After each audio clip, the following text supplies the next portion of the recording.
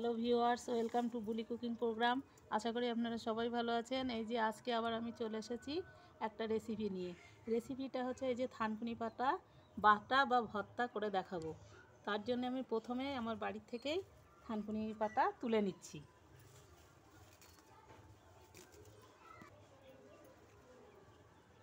এই দেখুন, পাতাগুলো আমি সব তুলে নিয়ে চলে এসেছি। এখন আমি পাতাগুলো ভালো করে বেছে কেটে নেব। এই পাতা কিন্তু থানকুনি পাতার আমি পাতা ডাল সব কিছুই নিয়ে নেব। এর সব কিছুরই উপকারিতা আছে। থানকুনি পাতা কিন্তু একটা বিশেষ উপকারী শাক।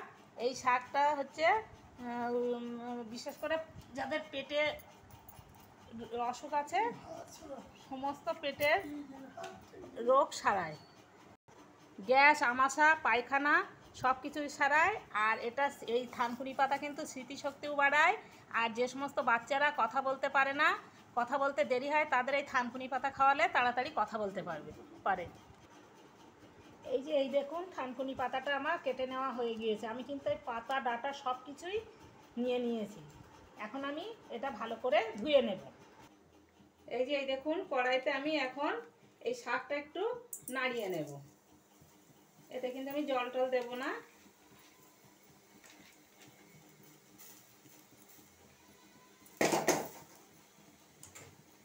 দিয়ে এতে এই যে 7-8টা রসুনের কোয়া, আর এই যে লঙ্কা ছোট ছোট বলে 6টা কাঁচা লঙ্কা দিয়ে দিলাম,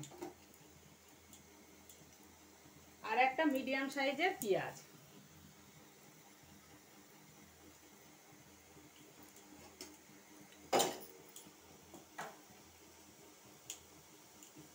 দিয়ে পরিমাণ মতো লবণ দিয়ে দিলাম।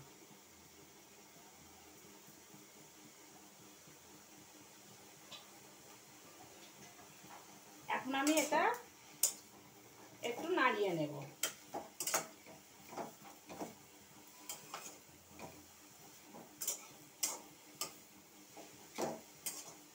এই ডাঁটাগুলো বেটে নিলে তখন আর ডাঁটাগুলো এত দেখা যাবে না, এখন পুরো মিহি হয়ে যাবে।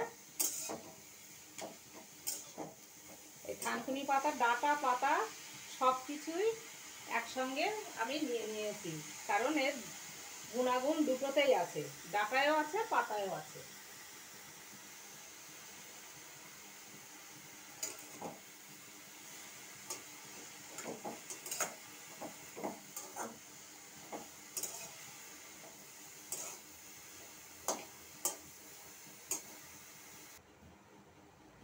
এই দেখুন, আমার সিদ্ধটা করা হয়ে গিয়েছে। আমি খুব একটা বেশি সিদ্ধ করিনি, করা হয়ে গিয়েছে। এখন আমি একটু ঠান্ডা করে নেব।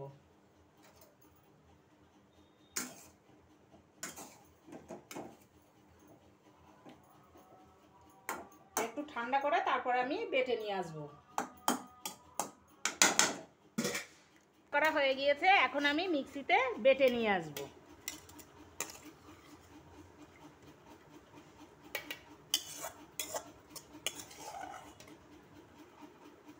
এতে আমি পেঁয়াজ, রসুন আর কাঁচা লঙ্কা দিয়েছি।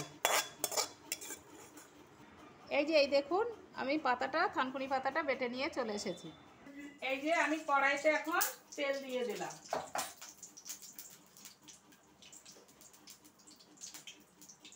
কড়াইতে আমি এই যে 2টো শুকনো লঙ্কা দিয়ে দিয়েছি, আর একটু কালো জিরে ফোড়ন।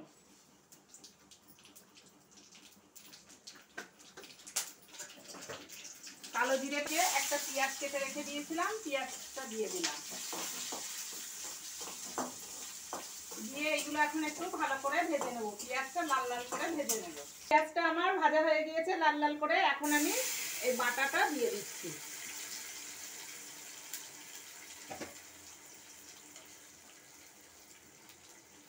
আর এতে একটু আমি এই আদা বাটাও দিয়ে দিচ্ছি।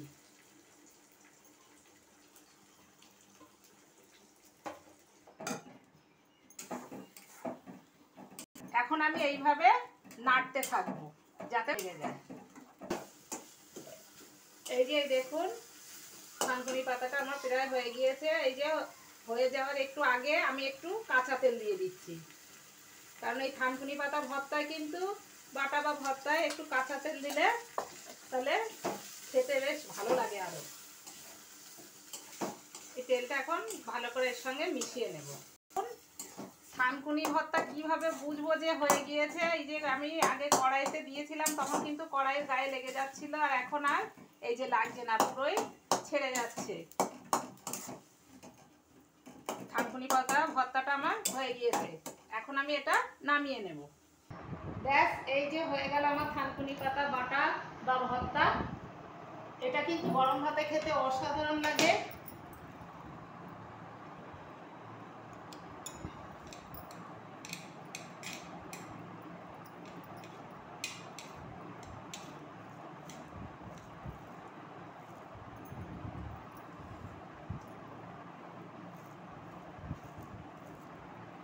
সত্যি এটা যে গরম ভাতে থানকুনি পাতা বাটা বা ভর্তা এইভাবে করে খেতে যা লাগে না, খুব ভালো হয়েছে। সেটা একেবারে অসাধারণ।